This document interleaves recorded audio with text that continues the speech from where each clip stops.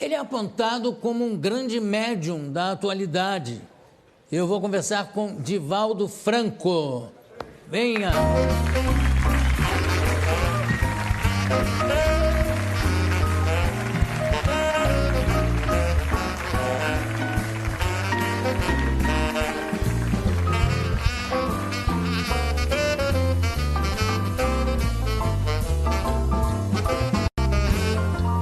Muito obrigado pela sua presença aqui no programa. Mas é um prazer imenso. É o lançamento do livro, Divaldo, Sim. Ana Landi. Agora explica um pouco para a gente, esse livro foi psicografado, por acaso? Não, é jornalista, é um livro biográfico. Ela passa uma temporada conosco, procurou acompanhar as nossas atividades sociais, também as atividades mediúnicas. Editora Bela, perdão. Exatamente. Depois, ela elaborou o livro, publicamos no ano passado, ou melhor, ela publicou aqui na Saraiva, demos autógrafos. Sim. E agora temos o prazer de estar com você. Imagina, o prazer aqui. Um grande prazer. É todo meu. Quando é que você começou a sentir essas manifestações de espíritos, vamos chamar de espíritos por falta de encontrar um nome mais apropriado, não é? Manifestação ou espírito, enfim. Quando é que começaram a se manifestar através de você? Quando eu contava 4 anos, nossa família muito católica, no interior da Bahia, em Feira de Santana, eu estava brincando na sala e se adentrou uma senhora estranha e me disse: chama Ana, que é minha mãe. Eu achei natural, chamei minha mãe, que estava na cozinha, e quando ela veio, eu digo: tem aqui uma senhora que lhe quer falar. E minha mãe, não percebendo o caso, me reclamou, pensou que era uma brincadeira, me puxou a orelha, que naquele tempo podia, né? Agora não pode mais, e se voltou para a cozinha. Então a senhora disse: Di, que é meu nome de família, chame Ana, diga que é Maria Senhoria, eu sou sua avó. Mas eu não entendia nada disso aos 4 anos. Meus avós, todos 4, já haviam morrido, eu não sabia. Eu voltei a chamar minha mãe. Quando ela veio, eu digo: olha, a mulher está dizendo que é Maria Senhorinha e quer falar com a senhora. Minha mãe teve um choque, porque ela nunca havia falado o nome de sua própria mãe. Quando ela nasceu, a mãe morreu de infecção puerperal e ela foi atendida por uma irmã mais velha. Ela ficou assustada: mas como você sabe isso? Eu digo: a senhora está aqui. Mas ela não havia. Então me pegou e levou à casa da minha tia e disse: esse menino enlouqueceu, ele está dizendo que mamãe está lá. Minha tia então perguntou como é que era ela. Eu lembro vagamente, a saia arrastava, tinha algo na cintura e chamou minha atenção qualquer coisa que tinha aqui. Quando eu descrevi, minha tia disse: olha, é mamãe, porque esse é um camafeu que eu coloquei no seu cadáver. Então, procure saber o que é que ela quer.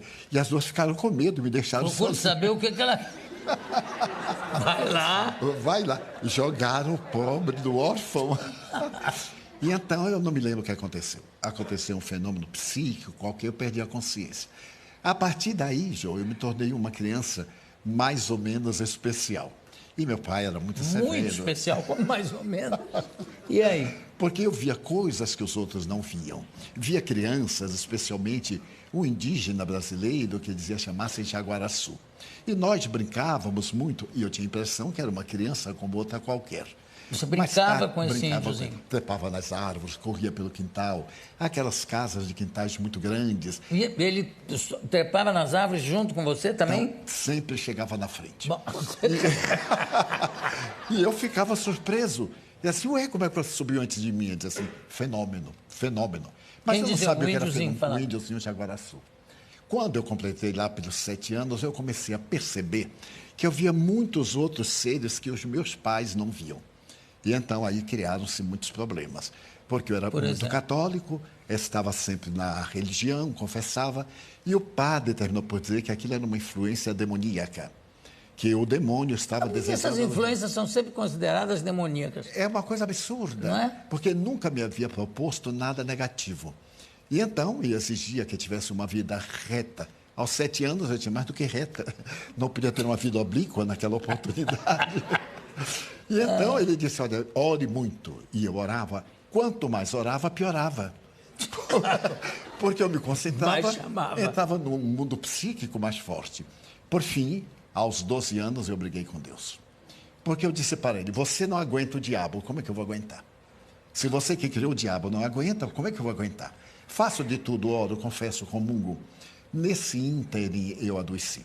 Morreu um irmão meu e eu fui ver, ele estava caído no meio da rua e eu tive um impacto muito grande. Voltei para casa, avisei os meus pais e fiquei sentado. Aquele tempo não havia necrópsias nem nada no interior da cidade, só havia um médico. Ele foi levado para sua casa, que era casado e morava perto de nós. E então, mais ou menos às 8 da noite, minha mãe disse assim: meu filho, vamos fazer o velório, vamos orar o terço de Nossa Senhora. Nós tínhamos uma mesa muito grande, porque nós éramos 13. E então, aquela mesa, 2 bancos... 13 filhos. 13 filhos. Com meu pai e minha mãe, 15. Era assim, muito tranquilo. Era o primeiro laboratório da minha vida. E então, naquele momento, eu me quis levantar e não pude. Tentei outra vez e não pude. Quando minha mãe me puxou, eu caí. E então, foi chamado o médico, ele disse: é um trauma. Foi o choque. Se ele tomar outro choque, ele fica bom. Meus irmãos eram muito inteligentes e me aplicaram o choque elétrico.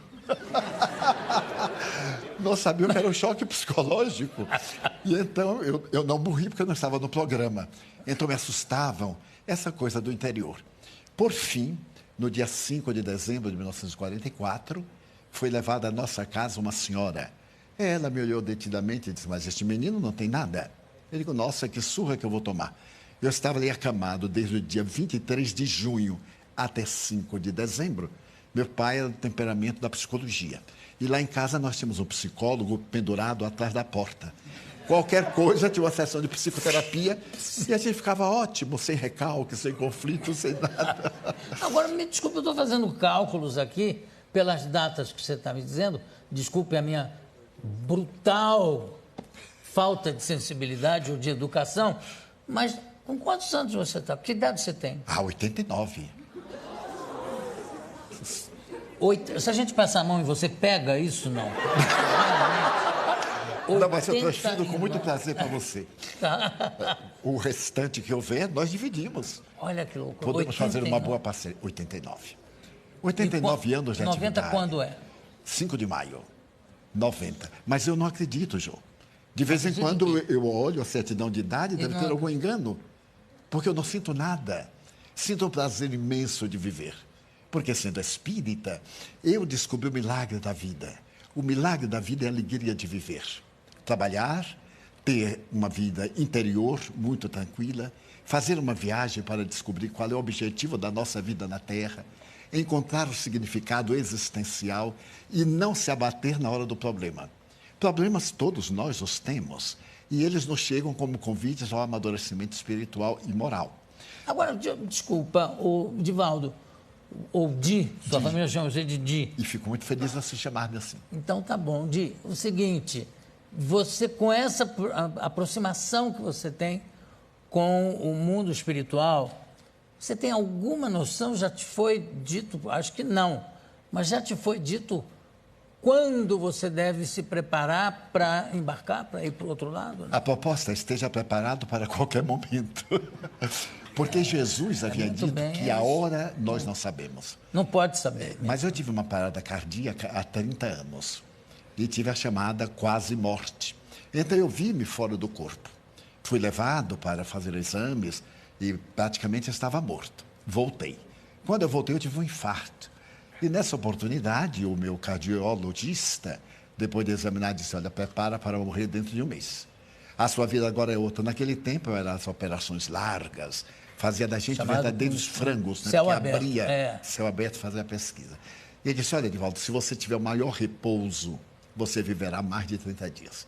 Mas não pode mais se alimentar como antes, não pode falar. Imagina, dizer isso a um baiano, que não pode falar. É mesmo que condenar à morte. Porque o baiano não fala, ele fala pelos cotovelos. E você está vendo, né? E com velocidade para não perder tempo. Tá certo. E a comida, como é que ficou a restrição? Uma Você hoje come de tudo? De tudo e do que aparece. Mas o mais importante é que eu sobrevivi e ele já morreu.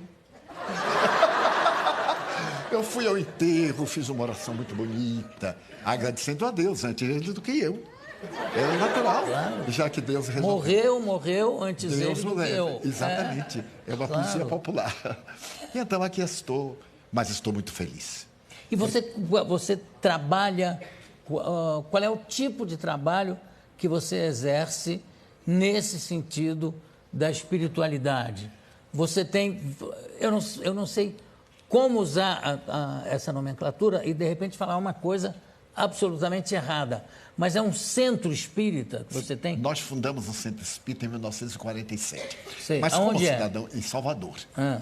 Como cidadão, eu trabalhei para uma autarquia do governo, que era o IPASE.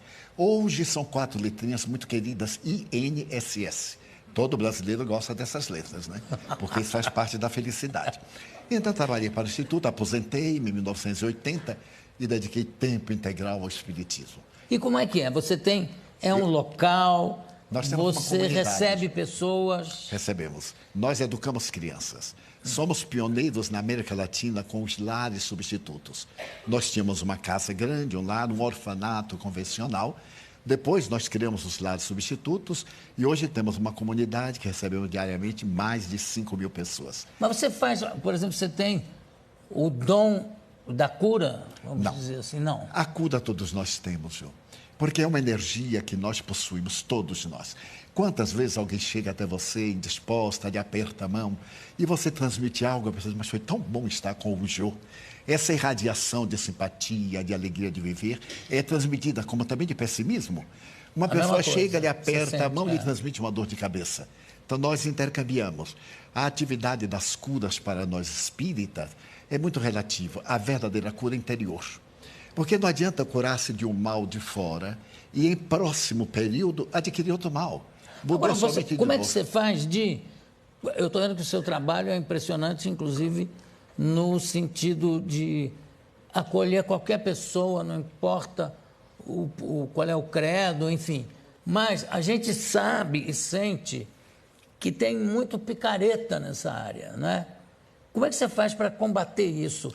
Você dá palestras... Você explica alguma coisa? Como é que você faz? Que eu acho que é um dever até. Já proferi mais de 13 mil conferências.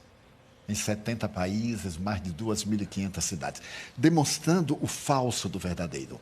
Não é o indivíduo dizer que ele é portador do dom da mediunidade, ou que ele cura, faz isso, porque são falsários. Esses indivíduos enganam a boa-fé. O povo é muito fácil de manipular. E quando o indivíduo se apresenta com títulos de aparência grandiosa, principalmente misteriosas, sobrenatural, do fantástico, então há um mito em torno do indivíduo. E as pessoas deixam-se iludir. Graças aos ingênuos é que tem os exploradores. Claro, uma então, coisa não existe sem a outra. Nós procuramos demonstrar que a verdadeira cura interior... Se eu me melhoro, eu não reflito qualquer enfermidade. Como diz a Organização Mundial de Saúde, não existem doenças, existem doentes. Pessoas predispostas às enfermidades. A função do Espiritismo é guiar o indivíduo numa ética de sabedoria, torná-lo melhor, fazê-lo cidadão, fazer o indivíduo comum no meio de todos, porém diferente na conduta. Certo. Nós vemos hoje a crise mundial. Não existe crise mundial, existe crise do indivíduo. Indivíduos vazios que perderam os objetivos essenciais. E esse indivíduo vazio, ele se comunica com outro e cria esse estado mórbido do pessimismo que todos estamos vivendo. Eu vou pedir para mostrar um filme que tem aqui. Não sei, acho que é um documentário que a produção, eu não vi. A produção me disse que é uma coisa espetacular, que é muito bom. Então eu queria compartilhar com a plateia, com o pessoal de casa também. Virem, solta para a gente ver, por favor. Favela do Pau da Lima, Salvador, Bahia. Em meio ao abandono da periferia, um oásis construído ao longo de 63 anos. Um portão azul dá acesso à escola e comida a 3.500 crianças pobres e atendimento médico a 2.500 adultos, todos os dias, tudo de graça. 400 voluntários atendem à convocação do fundador. Uma verdadeira cidade com ruas, casas, biblioteca, hospital, padaria, que ele planejou e ajudou a construir. Que loucura isso! São quantas pessoas?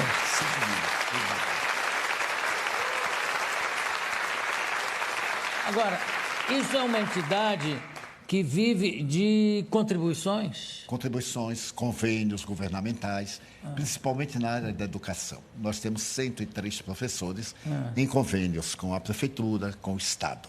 E recebemos também mantemos alguns convênios com o governo federal. E você, por exemplo, qual é a sua mediunidade? É de psicografar, como era o Chico Xavier? Sim. E Quantos livros já psicografou? 260. De que autores, vamos dizer assim? Tem autores Rabindranath específicos? Tagore, que foi o grande poeta indiano, Viana de Carvalho, Joana de Ângeles, mais de 60 espíritos. Agora, a diferença entre nós e outros autores é que nós cedemos os direitos autorais não só para a nossa obra, como para outras instituições. Porque o lema do Espiritismo é a caridade. Mas não apenas a caridade de doar, a caridade moral, a caridade de compreender os outros. Cada qual tem o direito de crer ou de não crer.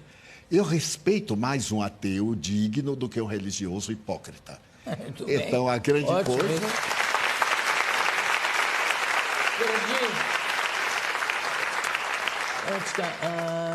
Antes que eu me esqueça, há muitos anos eu entrevistei o Chico Xavier, acho que ainda no Jô Soares 11h30. E, de repente, teve uma coisa engraçada que ele relatou uma viagem que ele estava fazendo e o avião começou a sacudir, não sei o quê, e ele teve medo de morrer. E alguém que estava com ele disse assim, ué, mas você está com medo de morrer? Eu disse, não, eu não tenho nenhum medo de morrer, mas não quero morrer agora. Sabe, não precisa ser tão imediato esse meu encontro, sabe? Pode ser postergado. E, graças a Deus, o avião seguiu viagem e tal. Você tem medo desse encontro? Não, não tenho. Já me acostumei. A essa altura do campeonato, eu sou preparado para tudo. Porque já viajei muito de carroça, de avião e de navio, tudo que existe. Então, já estou... Acho que você provavelmente vai morrer de gasto, porque quando chegar nos 100 e poucos... Muito obrigado, 120, 100 e poucos. Mas essa é a minha perspectiva. Né? É.